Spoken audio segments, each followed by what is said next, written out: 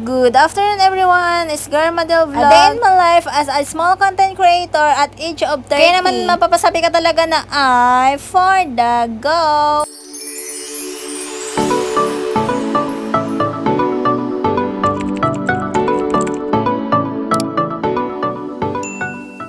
Sa mga oras na to ay pupunta nga po pala kami ng bayan ng aking nanay. Bali nga po, magpapagiling nga po kami ng malagkit. Kaya nung natapos na nga po kaming kumain ng aming pananghalian, ay inayos ko lang po ng konti ang aking sarili at kinuha nga po yung aking bag. Bali, bitbit na nga ni nanay yung malagkit ng aming ipapagiling doon sa bayan. At eto na nga si nanay, naghihintay na nga po dito sa akin sa labas at itong kapatid ko, siya nga daw po yung magdadrive. Lumabas na nga po kami para naman sa ganun ay maaga nga po kaming makauwi dito sa bahay. At tignan nyo naman dito sa labas ay talagang napakaganda na nga po yung panahon. Fast forward na nga po ay nandito na nga po kami sa bayan. Hindi na nga po ako naka-jacket dito dahil nga po nung paglabas po namin kanina doon sa bahay ay makulimlim nga po yung panahon. Tapos nung nandito na nga po kami sa bayan ay talagang sobrang init nga po at ang sakit sa balat. Pero okay lang yun, para naman sa ganun ay mababad naman tayo sa init at hindi lang tayo nakakulong dito sa bahay. Bali, itong bit-bit ko nga po ay ito na nga po yung malagkit at ibinigay ko na nga po dito sa nagigiling ng malagkit. Bali, iniwan ko na nga muna yung malagkit doon sa pagigilingan dahil mamaya ay dadaanan ko na nga lang at may pupuntahan pa nga lang po kami ng sandali. Kasi itong kapatid ko ay nagpasama nga po sa amin dito sa bayan dahil nga po may importante po siyang bibilhin para sa kanyang bike. Kanina pa nga po niya ako inaaya dito sa bayan para bumili nga po ng gamit ng kanyang bike. Kaso nga lang kanina ay talagang napaka-busy ko. Pero ang utak itong kapatid ko, ang akala ko ay may pera siya at may pambili siya doon sa gamit ng kanyang bike kaya inaaya niya ako dito sa bayan. Ang akala ko ay may pera nga po siyang pambili ng kanyang gamit ng bike. Naman tayo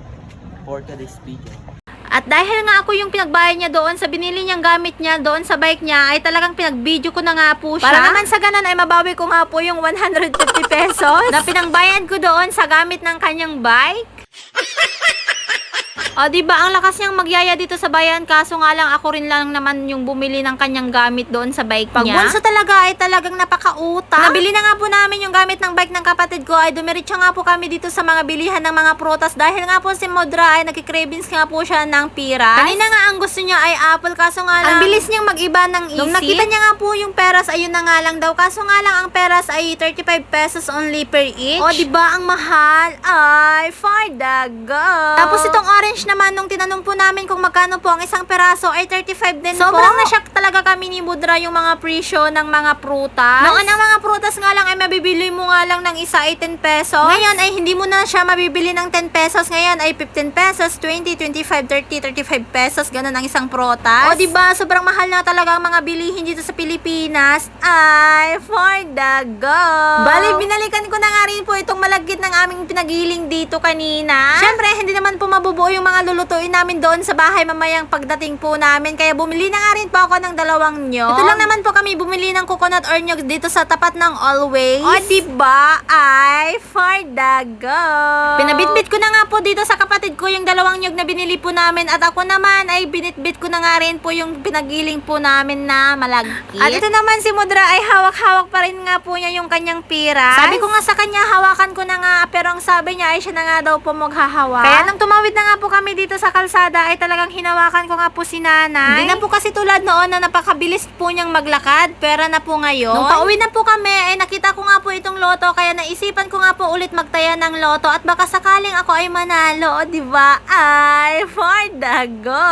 Ilang beses na nga rin po pala ako nagtataya ng loto. Minsan nakakuha lang po ako ng mga 3, 2 yung mga numero. Kung hindi man para sa akin ngayon, sana naman, sana naman, sana naman, sana naman, sana naman. O diba, napakanta na naman tuloy ako.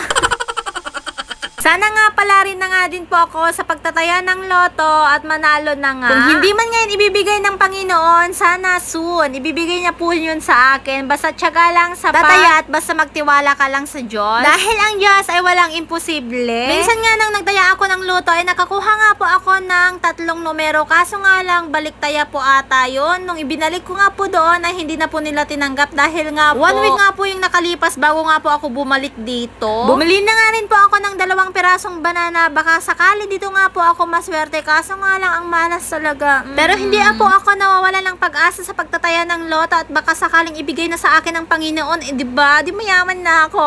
Ay, for the go.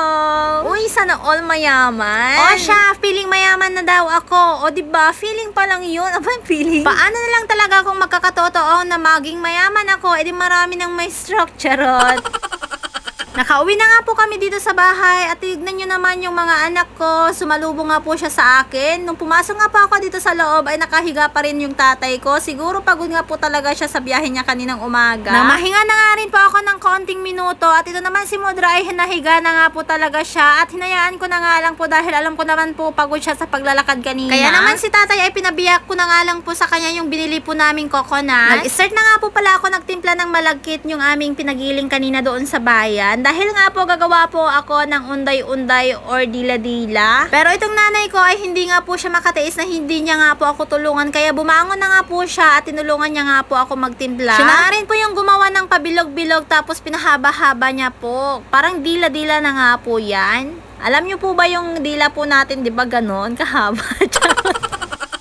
At habang nga po inaasikaso po namin yung mga ginagawa po namin ay nagpakulo na nga rin po ako ng tubig na may mantika. Sa mga oras na to ay 1:30 na nga po ito ng hapon. Pinagtulungan na nga rin po namin ni Nanay yung mga gawain dito para naman sa ganun ay mabilis nga po kaming matapos. Habang busy nga po kami sa ginagawa namin, aba syempre hindi naman po mawawala ang kwentuhan naming mag-ina. Natapos na nga si Mudra sa kanyang ginagawa ay ako naman ay papakuluan ko na nga po itong dila-dila or unday-unday. Kaya sa mga nagtatanong po sa akin doon sa reels ko nung pinost ko po itong unday-unday kung paano po ito ginawa ay panoorin mo lang po ito ang aming ginagawa. Napakadali lang naman po itong gawin. Nakadepende naman po sa inyo kung gaano karami ang inyong gagawin dahil nga po ang ginawa ko nga lang po ay 3 cups nga lang or 3 sukat nga po ng baso na stainless. Dahan-dahan lang po sa paglagay ng tubig para naman po sa ganon ay hindi po mabigla sa pagtitimpla. At pag nagawa nyo na nga ay gawin nyo lang bilog at pahaba. Tapos magpakulo lang po kayo ng tubig na may mantika. Saka po natin ilalaga po yung ginawa po natin. Pag lumitaw na nga po yon ay luto na nga yun. Nung naluto ko na nga po yung unday-unday ay sinunod ko na nga po itong lutuin itong nyug or coconut. Bali naglagay lang po ako ng kaunting tubig at asukal. Bali liluto ko muna yung asukal hanggang sa matunaw nga yun. Nung natunaw nga po yung asukal ay tsaka ko naman po inilagay yung coconut or nyug hanggang sa maluto na nga ito hanggang sa lumapot. Depende pa rin po sa atin kung paano po tayo maglagay ng coconut na may asukal. Kung gusto nyo naman po yung may sabaw-sabaw ay okay lang naman din po yun. Wala namang pong problema. Ganito talaga yung niluluto ng aking nanay noong maliliit pa nga kami. Kaya ngayon ay ako naman po yung nagluto para sa kanya. Uy, na-miss ko talaga to.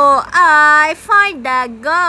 Nung nailagay ko na nga rin po yung niluto kong nyug na may asukal ay kumain na nga po ako ng isa para naman ay matikman ko na kung masarap nga ba o hindi. Habang tinitikman ko nga po yung isang pirasong unday-unday at yung tatay ko naman ay nagpapatawa nga po siya. Kaya habang tinitikman ko nga po yung unday-unday na ginawa na po namin ng aking nanay ay talagang natatawa nga po ako. Buti na lang hindi po talaga ako nabulunan. O siya, kain po tayo. Grabe, ang sarap talaga itong unday-unday or dila-dila. Kaya gawa na rin po kayo sa inyong mga bahay. Kinagabihan nga ay pumunta nga ulit ako doon sa bayan para bumili nga po ako ng tinapa. Dahil nag-request na nga rin po ulit yung tatay ko. At saka itong talbos ng saysayot. Tsaka yung maliliit na mga pasayan or hipon. Siyempre, hindi mawawala ang kamatis, bagoong at lasuna. At syempre, may isa pa nga kaming sausawan na kamatis, lasuna at alamang. O diba? Simple na dinner lang po guys. Kain na po tayo. Ano, bakit Kahit ganyan? mo hindi mo maintindihan. Buti ka na nanikulay. Natawa nga po dito yung tatay ko dahil yung anak ko ay sobrang dami nga po ang kanyang kakainin ngayong gabi. Paborito nga po kasi ng anak ko yung ganitong ulam. Hanggang dito na lamang po muna ang aming video at maraming salamat po sa inyong panonood. Salamat din po sa walang sawang pagsuporta. See you next time!